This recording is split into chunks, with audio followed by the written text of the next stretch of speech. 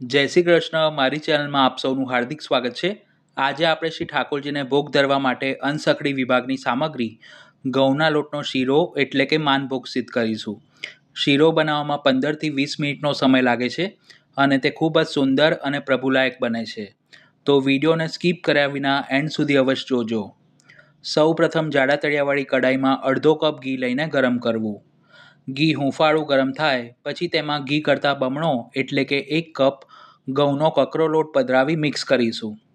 જો તમારી પાસે ઘઉંનો કકરો લોટ ન હોય તો તેના બદલે પોણો કપ ઘઉંનો ઝીણો લોટ અને પા કપ સોજી અથવા તો રવો લઈને પણ આ જ રીતે શીરો બનાવી શકો છો.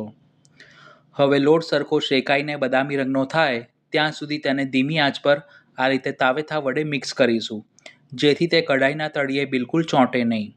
શરૂઆતમાં આપણને એમ લાગશે કે ઘી પ્રમાણમાં ઓછું છે, પણ જેમ જેમ લોટ શેકાશે તેમ તે ફૂલીને હળવો બનશે અને તેમાંથી ઘી છૂટું પડતું પણ દેખાશે. લોટને શેકવામાં 8 થી 10 મિનિટ જેટલો સમય લાગે છે. આ રીતે લોટ સરસ બદામી રંગનો થાય અને તેમાંથી જાળી પડતી દેખાય એટલે થોડીવાર માટે ગેસ બંધ કરી તેમાં લોટ કરતાં બમણું એટલે કે 2 કપ ગરમ કરેલું દૂધ આ રીતે થોડું થોડું કરીને પધરાવતા જવું અને લોટના બિલકુલ પણ ગાંઠા ન રહે તેના માટે હળવા હાથે તાવેથા વડે મિક્સ કરવું. શીરો બનાવતી વખતે તેમાં તમે જલ કે દૂધ જે પણ લો તેને ગરમ કરીને જ લેવું. જો ઠંડુ પધરાવશો તો શીરો પ્રમાણમાં ચીકણો બનશે. હવે ધીમી આંચ પર બધું જ દૂધ લોટમાં સરખું શોષાય અને લોટ સરખો ફૂલીને કડાઈમાંથી આ રીતે છૂટો પડવા લાગે ત્યાં સુધી તેને તાવેથા વડે મિક્સ કરીશું. આ રીતનું લોટનું ટેક્સચર આવે પછી તેમાં ગળપણ માટે પોણો કપ ખાંડ પધરાવીશું. ખાંડનું માપ તમે શ્રી પ્રભુને જેટલી મીઠી સામગ્રી ભોગ ધરતા હો તે મુજબ લઈ શકો છો અને ગોળનો ઉપયોગ કરીને સામગ્રી કરવી હોય તો તેની વિડીયોની લિંક મેં ડિસ્ક્રિપ્શન બોક્સમાં આપી છે. ખાંડને લોટ સાથે મિક્સ કરી તે ઓગળે અને તેનું પાણી બળે ત્યાં સુધી તાવેથા વડે મિક્સ કરીશું. ખાંડનું પાણી બળશે તેમ આ રીતે શીરામાંથી ઘી છૂટું પડતું દેખાશે.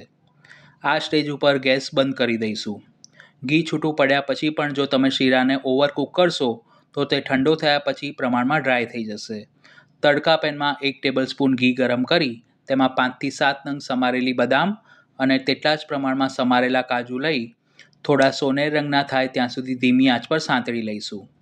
પછી તેમાં 1 ટેબલસ્પૂન સૂકી દ્રાક્ષ પધરાવી તે થોડી ફૂલે ત્યાં સુધી સાંતળીશું. જો તમારે ડ્રાયફ્રૂટને આ રીતે અલગથી ન સાંતળવું હોય તો કડાઈમાં ઘી ગરમ કરો ત્યારે લોટને શેકતા પહેલાં તેમાં સાંતળીને બહાર કાઢી લેવા. આ રીતે ડ્રાયફ્રૂટ સરખું સંતળાઈ જાય પછી જે શીરો બનાવીને રાખ્યો છે તેમાં પધરાવીશું. તેની સાથે સુગંધી માટે અડધી ચમચી ઇલાયચી પાવડર કરી બંધ ગેસ ઉપર જ બધું સરખી રીતે મિક્સ કરી લઈશું. તો વિડીયોમાં આપેલી બધી જ ટિપ્સ અને માપ ફોલો કરીને જો તમે સામગ્રી સિદ્ધ કરશો તો તે શ્રી પ્રભુને સોહાય તેવી સુંદર સિદ્ધ થશે. ઘઉંના લોટનો શીરો બનીને તૈયાર છે. તેને પાત્રમાં સાજી કાજુના ફાડાથી સજાવટ કરીશું.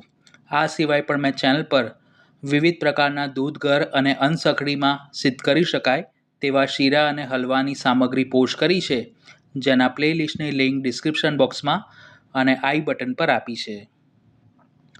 સામગ્રીની રીત પસંદ આવી હોય તો વિડીયોને લાઇક અને શેર કરવાનું ન ભૂલશો. કોઈ સજેશન્સ કે ફીડબેક હોય તો મને કમેન્ટ કરીને જરૂર જણાવજો અને ચેનલ પર પહેલી વાર આવ્યા હો તો તેને સબસ્ક્રાઇબ કરી બાજુમાં આપેલા બેલ આઇકોન પર ક્લિક કરજો. Thanks for watching this video.